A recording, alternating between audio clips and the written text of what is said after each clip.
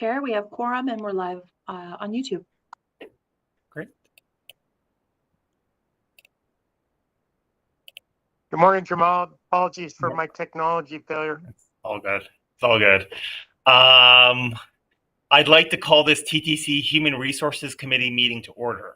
The clerk has confirmed that quorum is present, and I will begin with the land acknowledgement.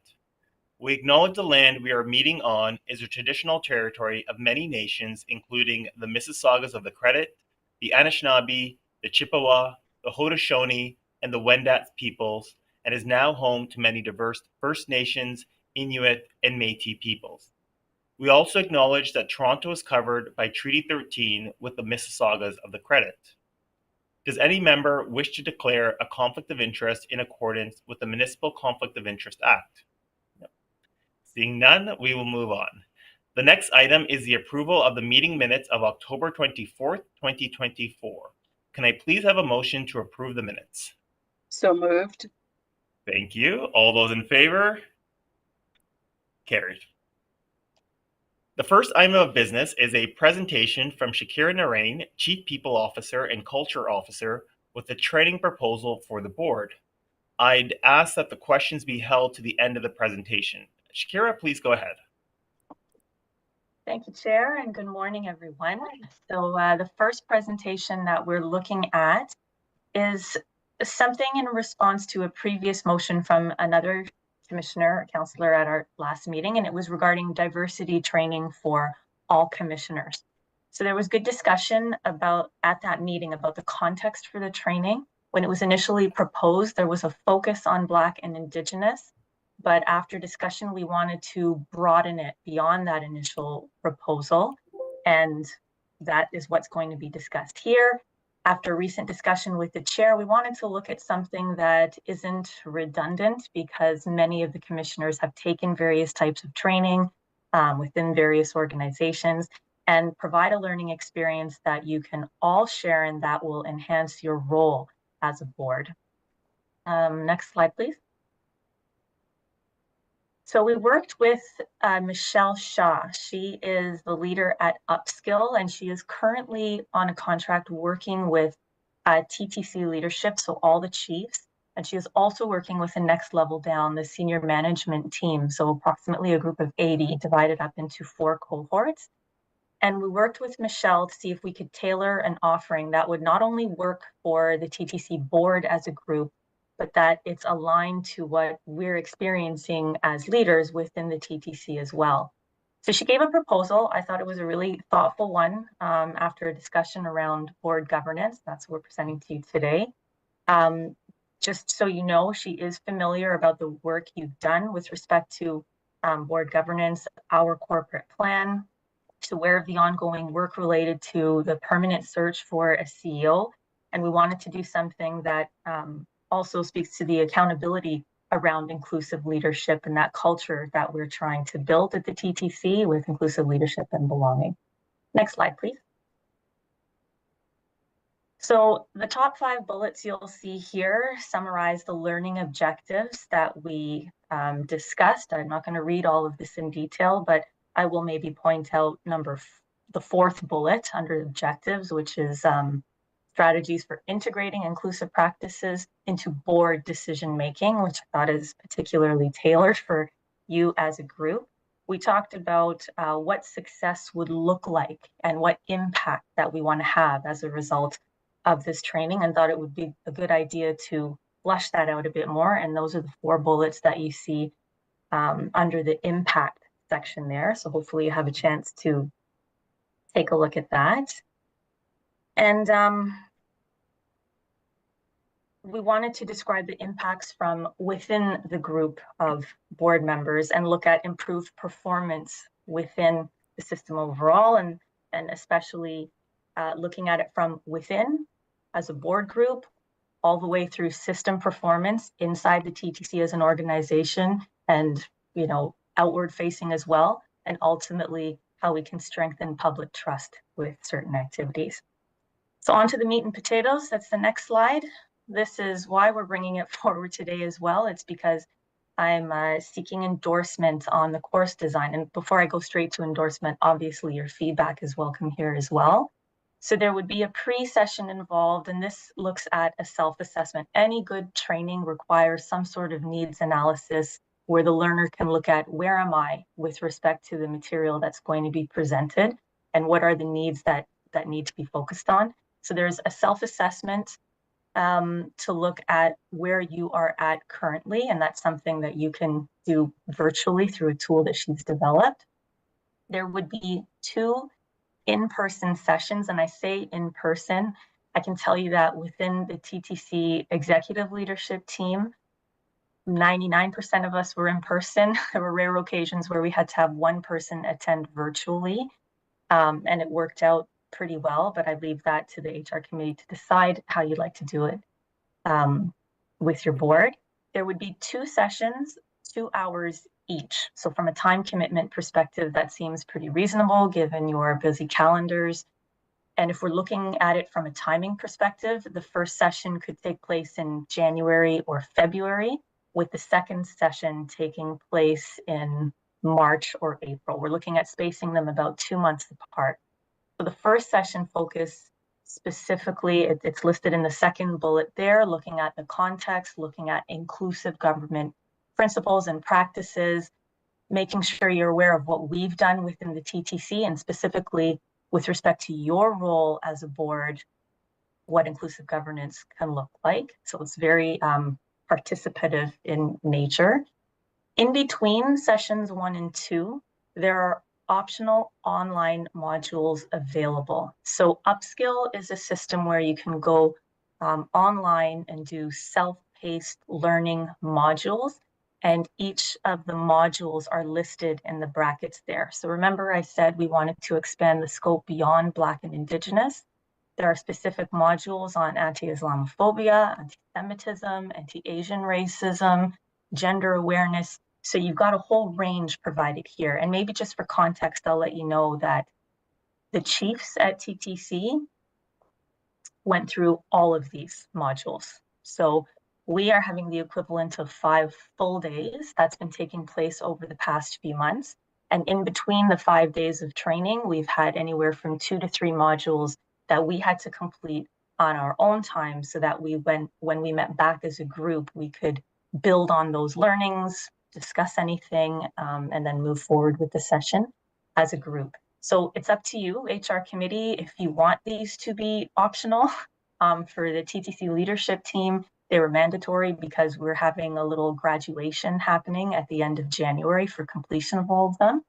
The key, though, is that they're all there, and recognizing busy schedules being what they are, it's up to you as a group to decide, do you want to make any of them mandatory? What do you want it to look like when you meet for session 2? If you want to have discussion about any of these modules, it's up to you. And then just a little bit more information that the modules include a series of videos, some reading, and then there's testing to test your knowledge as well, to make sure the concepts have sunk in. So the second session is where you build on the inclusive governance practices. This is the next 2 hours that you would spend on a group. And of course, you're looking at reflections, talking about your learning, and then you get into the practical strategies in terms of, okay, well, now that you have all of this under your belt, what does it look like if you're going to put it into practice with respect to decision-making as a board? Are you going to build certain practices into your processes to make sure you always have that inclusive leadership mindset, things like that? And then again, a best practice, the last bullet, is with any good training session, there's a follow-up to make sure that the training has resonated, that it's sunk in, to look at if you're using it and what impact it is happening. And so that's what you'll see in the last bullet there. So maybe this is a good place to stop and ask if there are any questions. I have a couple, if I may. Sure. Yes, please.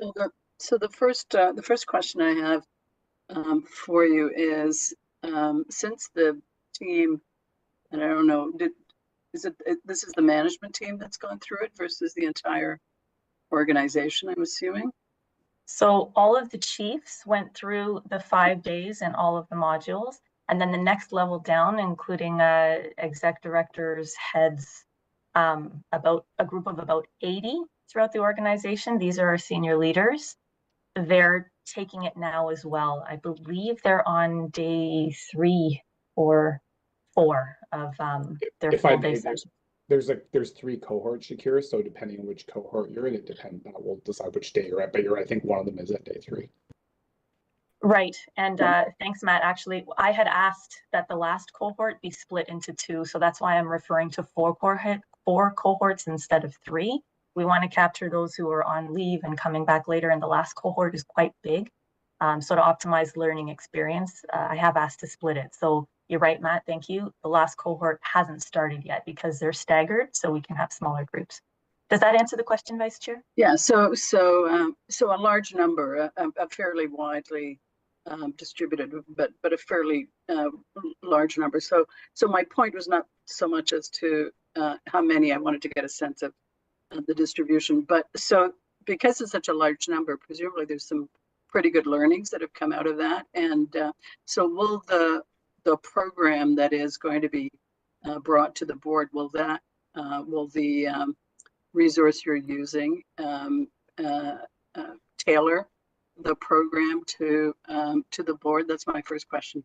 Second question is that the board's discussions and decisions and considerations are around specific agenda items, specific issues that are brought to the board.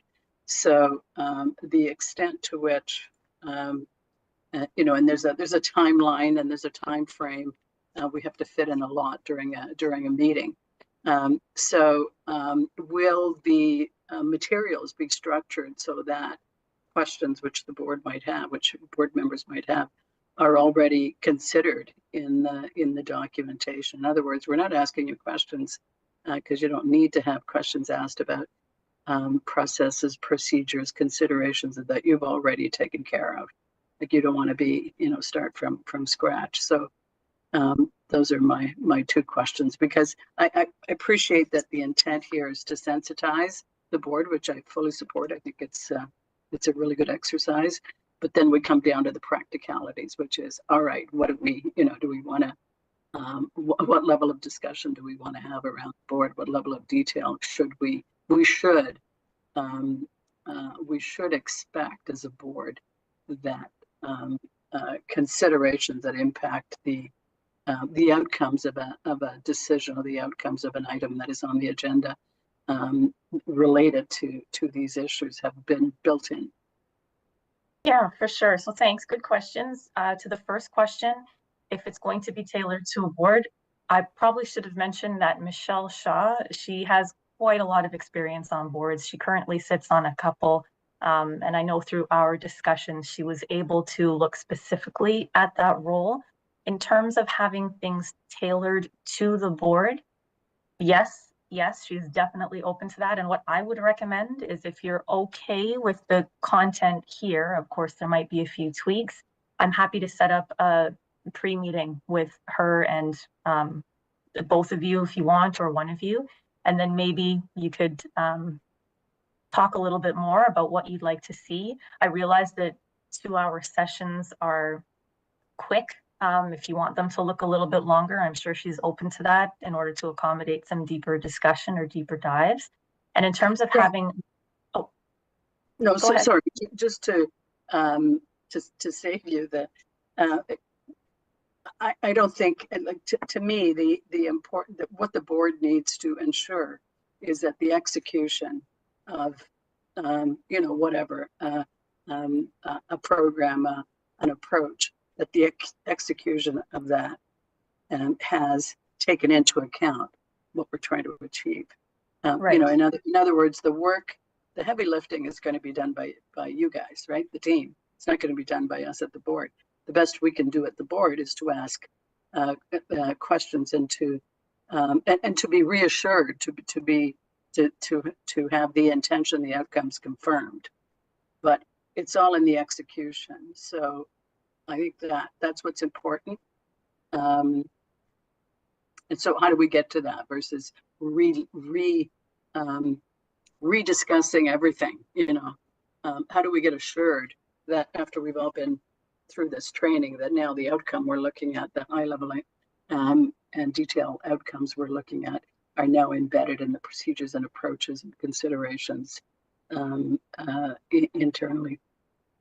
Yeah, that will definitely make for a good discussion. I have to say, if I remember the meeting where this was brought up, there was quite a lot of dialogue back and forth, and you had commissioners who had different perspectives in terms of what this training would be for, what the outcomes are, how it would be used. And I do think that in terms of managing expectations in that regard and talking about the outcomes that you just outlined, that is something that would have to be made very clear. And so if there's endorsement on this approach in terms of making those expectations clear, whether that would come from you both as the HR committee when this is brought forward,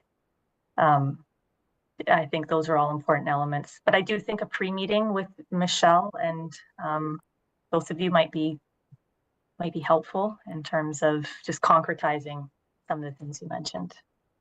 Okay, I'll leave it to you, Chair, to determine what that's something we need to do.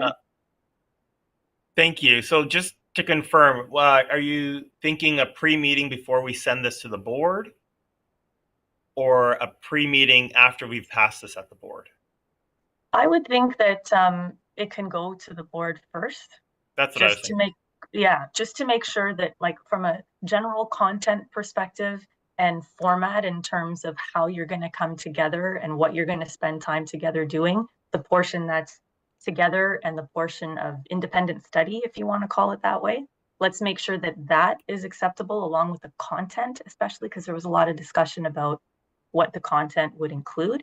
I think the board can definitely comment on that. And if they're okay with that approach, then the next step before you go forward, probably be a good conversation with Michelle, just to make sure any feedback you heard from the board and any expectations you want to put out there from the start, that Michelle can build it into the framework, modify, the course design as needed, and then take it from there. Great.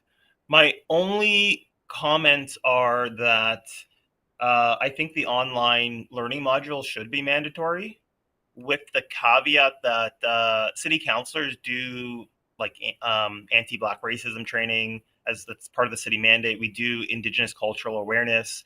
So if they have done those learnings already, they wouldn't have to do the online modules as well. So there wouldn't be overlap.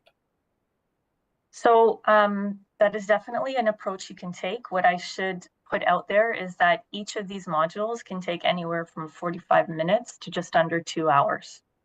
So from a time commitment perspective, you are looking at something that's pretty significant. And I can tell you that the leadership team, when we did it, this is obviously all happening after hours when we're comfortable and when we're in a position where we can focus solely on the content and let it sink in. So I just want to make sure eyes are wide open that if you are determining that any of the modules be mandatory, that you're aware of the time commitment involved. And then just remember, right, for the chiefs at TTC who did it, there is a certification that we're getting at the end of all this, and it's also backed by Schulich. So there was a need to have a minimum level of participation in the in-class group sessions, in addition to completing all of the online modules. You as a group can determine, you don't have to do it for the purpose of certification, but if you do feel that out of that list on a previous slide there, that there are certain modules that at a minimum should be done, whether it's Black, Indigenous, anti-racism, anti-Islamophobia, I would say that it's reasonable to say you could pick 3 of them or so, and they have 2 months to do them. So that's quite a bit of time to do a couple of modules. I would say to that this is part of good governance. So they should be, anybody joining a board would take the time and effort to understand what good governance means, a level of financial acuity, a level of, understanding all of that. So to me, I think we should default to a requirement. You just, you shouldn't be joining a board and participating in a board if you don't understand all of the core elements that goes into good governance. And it is part of the broader TTC mandate. So to me, it's logical that it should be a requirement, and then individuals can, determine accordingly, but it should be a requirement. I agree with Joanne. I don't want to pick. We'll do this training, but we won't do that training, because all of these trainings have some. All of these groups or issues, they do affect our board decision making. So if there's a way, for example, like I'm okay with having the city training substitute for some of the online modules that we have done. So, for example, I've done the anti-Black racism training. I've done the Indigenous cultural awareness training. Other counselors have as well. So if it's a matter of time, I don't see. I think it's okay that we focus on the ones that we haven't maybe done specific trainings for. But I think especially the civilians who may or may not have had that training in their careers, that this should be definitely important and made mandatory. Okay, so from an administration perspective, there's maybe a little bit of pre-work to do on that end after this is discussed, because we would need to collect such information in terms of who has completed what training, so you can get a good look at the landscape of what component maybe is missing that you want to look at as a group. And that's definitely something we can do. It's just a little bit of pre-work and planning that will help it go smoother. And you know what? I would also just encourage a refresh. Like everybody spends every single one of us, every single person around the board is going to be spending hours reading, staying up to date on issues. So I think we can be comfortable saying, even if you've done it, consider refreshing, because it's just, again, it comes back to, if you want to be a good board member, good governance, it's refreshing everything. Everything is always a good idea. And then then you don't have to pick. You don't have to. It's not a test. Yes, I've done it. I'm sure we've all done it, because certainly in the broader civilian world, as you put it, Chair, if you're part of a board, then this has just now become standard. You just do it. But that doesn't mean it sticks in your head. It's useful to refresh it, just like you would be refreshing your understanding of your financial capabilities or your understanding of good governance, because things evolve. So in other words, Kira, we make this simple to say, here's the program. It's all about good governance. You're really every single one of us should be taking this, and you have an option of if you've taken it, you could say, look, I've done it already. I really know this stuff well. Fine, prove it, or whatever it is you need in terms of information. But essentially, it's refreshing is just good for you. Yeah, for sure. So. And I would just say, make it clear that if you've done the city training, because it's going to be at a certain level, and we know what that level is, it's going to be somewhat equivalent to what TTC done. We'll say then you don't have to do the training again. But if it's anything else, you have to do the training, and just keep it simple. Okay, that completely makes sense. So I can add that little tweak and tighten it up there. And then with your endorsement, happy to bring it forward to the board. So there is, I think on the last slide, what we're recommending is if you're endorsing the proposal for this training, I don't want to take Chrisanne's job. Chrisanne, is this where you need help? What the So what I've recorded as the action today is to endorse the program proposal for inclusive governance training for TTC board members, with the optional online modules made mandatory for TTC board members, with exceptions made for those who have already completed confronting anti-Black racism and Indigenous cultural competency training provided by the City of Toronto.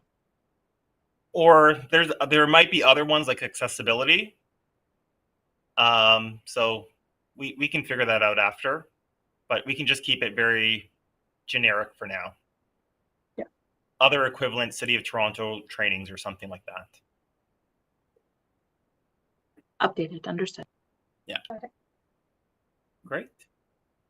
Can I please have a motion to endorse the program proposal for inclusive governance training for the TTC board? So moved. Thank you. All those in favor? Carried. Thank you. So the next item of business is another presentation from Shakira Narain on 360 assessments. Shakira, go ahead. Thank you, Chair. And I'm actually going to turn this one over to Matt. We've got 5 presentations today, so we're dividing and conquering. Matt's going to take on the next 2. I'll take the last 2. So Matt, over to you. Thank you very much. Good morning, everyone. So happy to be here to talk to you about 360 assessments. So this is a very brief presentation, but happy to take your questions and have some dialogue about it afterwards. So just as an introduction, 360 assessments are a tool that are to kind of give a leader more information about themselves. So this usually collecting information from, other stakeholders in the workplace, so peers, subordinates, managers, leaders, maybe clients, maybe a board in the case of a CEO. And it's a way to get information from people to see if what you perceive yourself to be about in terms of what you project as a leader aligns with other people's projection, and to identify areas of opportunity to change or improve the way that you lead. We did complete a 360 assessment for the whole senior management team. So that's chiefs, department heads, executive directors, senior leaders, about 6 years ago. I think it was successful, but I think something that we should look at doing differently this time is that the after coaching or the after, sorry, let me take a step back. When you get the results, there's a debrief session with a coach to help you understand the results and help you identify opportunities to make some changes or to do things differently. So that part was not made mandatory. And the reason was, as you've heard in other situations, we're still evolving in terms of our journey and performance management. Now, to be clear, this is not a performance management tool. It's an opportunity to learn, to develop, and to be coached. But at the time, there was a perception that feedback might be a little bit difficult for people to process. So I think that for it to be effective, we do need to be open to looking at the feedback and making sure that we're learning from it and understanding it. And so you'll see in our proposed approach that we've made that part a critical part of the actual proposed approach. So as I said, 360 assessments help to enhance self-awareness. And I think, self-awareness for me, in my opinion, is one of the more underrated parts of leadership. You may not have the intention to project or to be perceived to be leading in a certain way. And if you're not aware of that, your intentions kind of get lost in translation to what people might perceive you to be. So to me, that's a really important part of a 360 assessment. And as I said, it's not for performance management, it's to develop and improve. Next slide, please. So what we're suggesting that we would start in 2025 is that we would start with all of the chiefs and the executive directors participating in a 360 assessment. So what we would do is we'd identify appropriate respondents for each individual. I think depending on the person's role, there might be opportunities to get unique stakeholders based on the role. So an obvious example would be for the CEO to get feedback from the board. But for some of the chiefs, maybe they have external stakeholders or other individuals where there might be meaningful inputs that they could receive. So we would take that away and work with the team to figure out who those individuals could be. At minimum, though, we would have the individual's direct leader provide feedback. The individual would provide an assessment of themselves because, of course, you have to have a baseline to compare the survey responses against your own perception of yourself. And then we would include peers and direct reports. And then again, the number and who would depend kind of on the different person who's participating. So we would endeavor to start that in January. And we would look, as I said, to change what we did previously in 2018 and make sure that we do have debrief sessions in February to make sure that we do have actionable outcomes coming out of this process. And then we would roll up a report to bring back to the HR committee, but also to the CEO and the deputy CEO to identify trends and look at opportunities to, maybe do, training across, the whole team for an area of opportunity that's identified that's kind of in common across. But again, the opportunity being, how can we build up our leadership team? How can we improve leadership throughout the organization? And how do we make sure that we are a leadership team that is projecting what we want to project and that we are aware where we can have those opportunities for improvement? So this would be the first step. And then once we've completed that, we'd look to roll it out potentially further to the next layer of management. So that's all I wanted to explain today, but happy to take any questions or have some dialogue. Vice Chair, do you have any questions? Yeah, I think this is excellent. I've been through 360s myself over the years several times. So a couple of points. First of all, it's really scary for the executive to be going through it because basically you're being assessed by peers and other stakeholders. And the first time I went through it, it was like a freaky experience. It was like, holy moly, what? Oh, is that what I am? Is that what I'm like? Like it was pretty challenging. But as I reflected on it and realized what it was telling me, I think I realized I could focus on what I needed to improve. And it's, the next one I did, I went into it quite happily. So I think that's, I suspect that some members of the executive will never have gone through it. So I think, talking them through it to understand what it is will be an important part. And I totally agree. If you don't have an action plan afterwards, sort of the outcomes and coaching and so on, then you've wasted money, time, energy, and everything. And in fact, you may have created a worse leadership structure than you had before. So I think that's critical. The one other thing I would share is that, often the coaching, coaching can be expensive if if you assign a coach to every single person. But that's not necessary. Like coaching can take a number of forms, which includes, the executive team having workshops together or talking through an item, or reviewing a process that is used. So I think that's one of the, whoever's going to do this work with you, think about that because we should be mindful about the expense of this. And then finally, and I'm sure you've thought about this, but one of the, what makes a really good leader, one of the elements, there are lots of elements, but one of a really good element, an important element, is that they've really thought about what the succession plan looks like internally for their unit. What is it? Because now what they're doing by going through that exercise, they are developing leaders within their unit. And they're kind of, they're achieving what you want to achieve through a 360 or through a review just by doing that, right?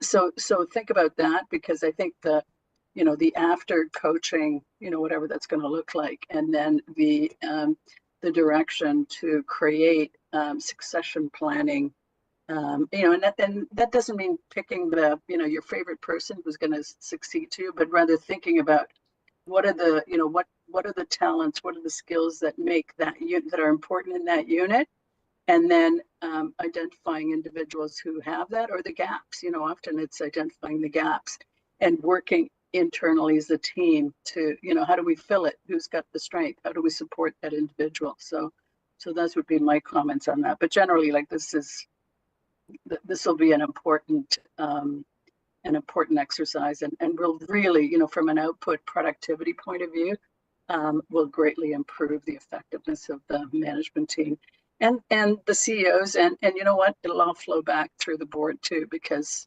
then we've got a superb team who's supporting the organization and the board. Yeah, I think of it like you have a coach. If you don't have a coach, you don't have the information. You kind of you could be expending the effort, but you're not doing it efficiently.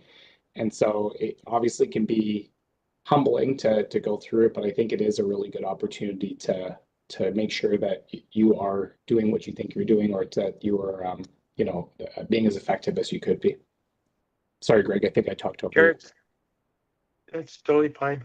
Chair, if my hand is up, but you couldn't see it because I'm calling in, but okay to speak? Yes.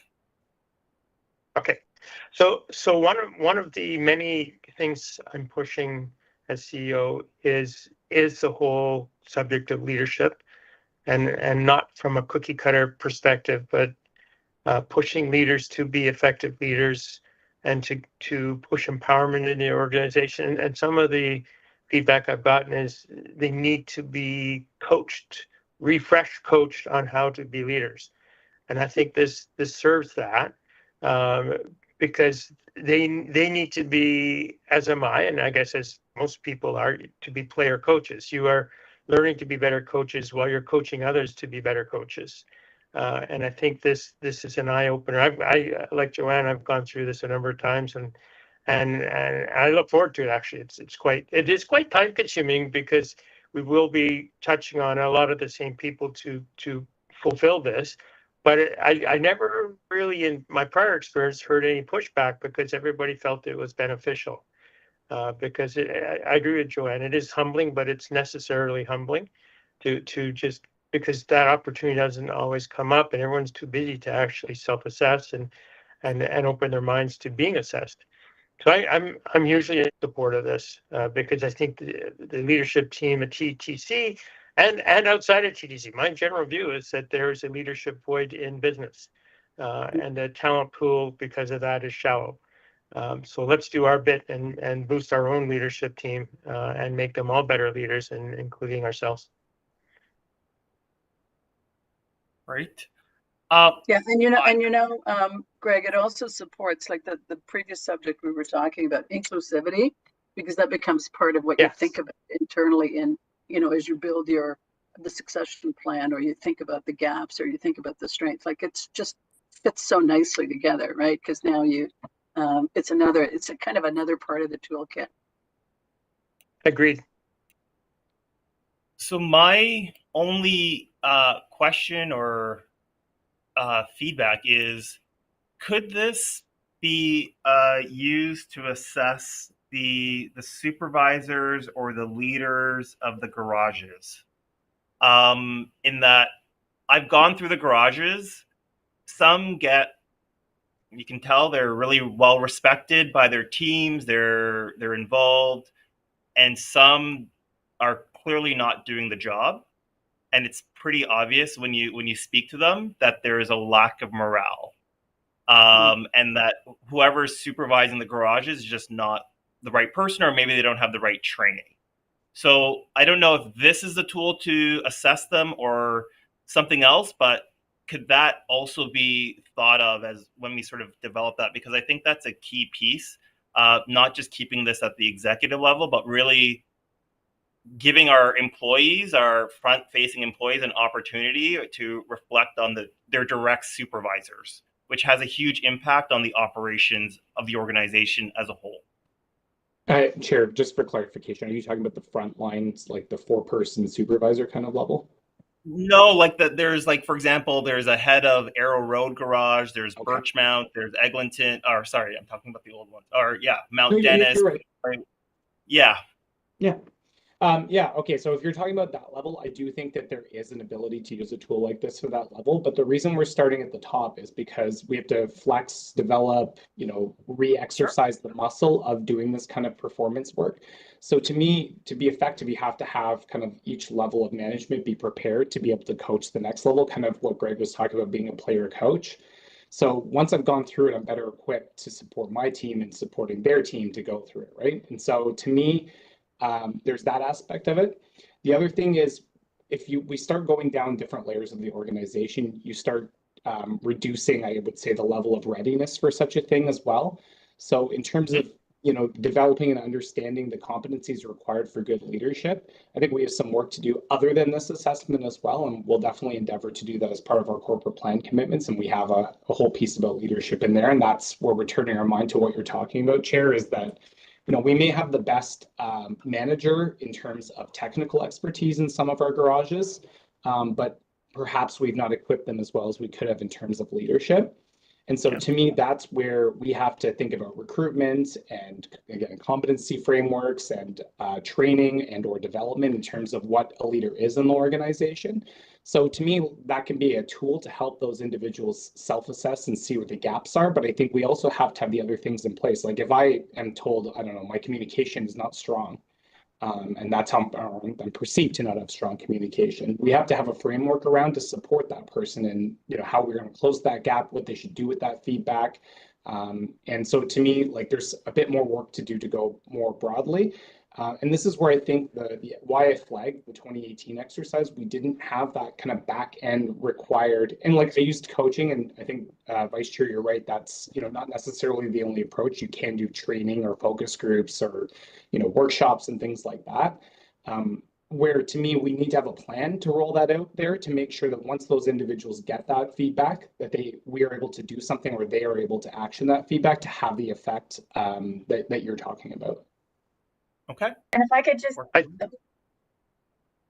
I think there's a few people who want to jump in. I don't know if I heard. I just wanted to make a quick point about trust.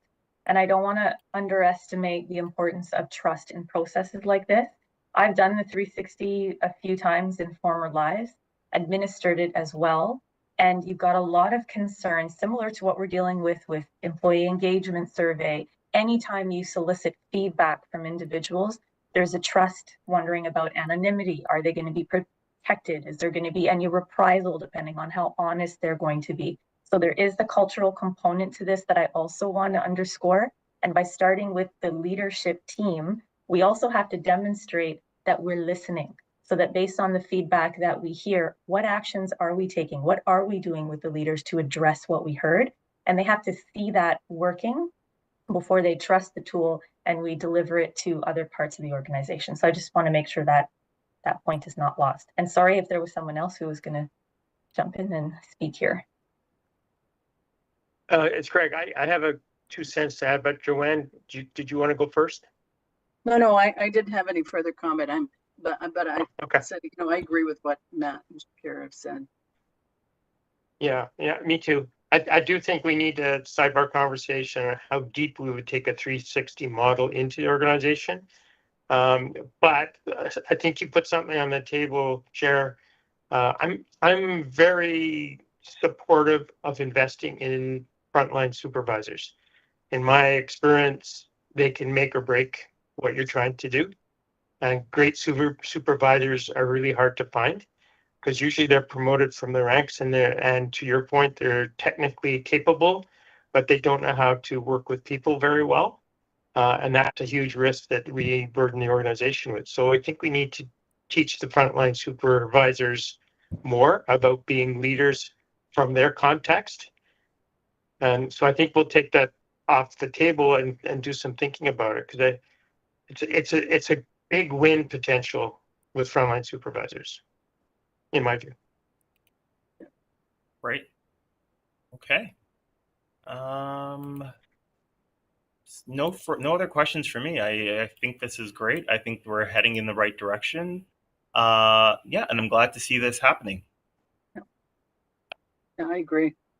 Excellent. Great work. Thank you. So I'm just looking at the recommendation. It is recommended that the Human Resources Committee receive this presentation for information. Does that mean that the board doesn't have to formally vote on this, or is this just you giving us an update of what you're doing internally? Yeah, that was the intention, and to Okay. also to solicit feedback in the event that you had anything specific that you thought went unaddressed, or that I know there have been questions in previous meetings about what we're doing in terms of succession planning and development and leadership. So it's really an update about what our plan is, just to ensure that we weren't missing anything that you wanted to ensure that we thought about. Okay, great. Will you be presenting this to the board? I don't think we were intending to, but I'll defer to Shakira. That's fine. I don't know if it needs to go there either. I would typically think it could stop at the HR committee. Yeah, Yep, I think that's fine.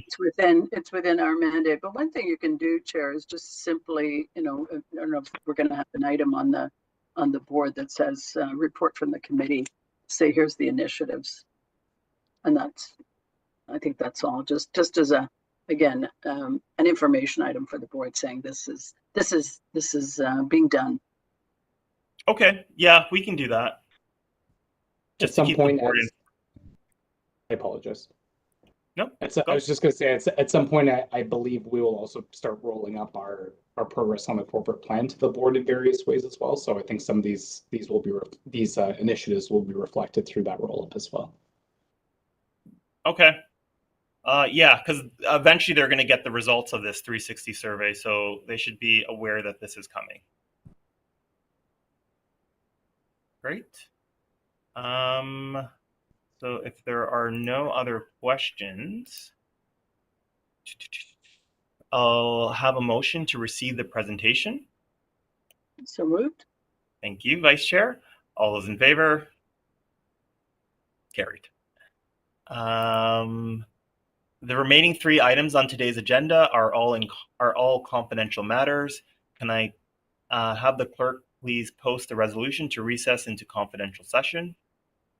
Moved by Chair Jamal Myers that the Human Resources Committee recess into confidential session to consider information about labor relations or employee negotiations. Item 3, collective bargaining and labor update. Item 4, performance management framework. Item 5, TTC personnel update. All those in favor? All those in favor? Okay, thank you.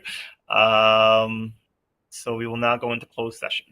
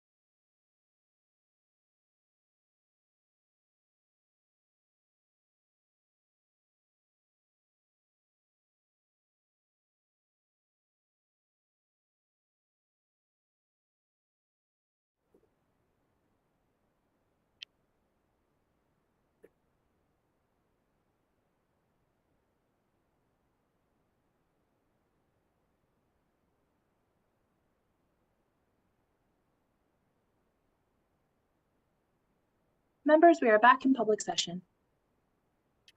Thank you. So we just considered item 3, collective bargaining and labor update.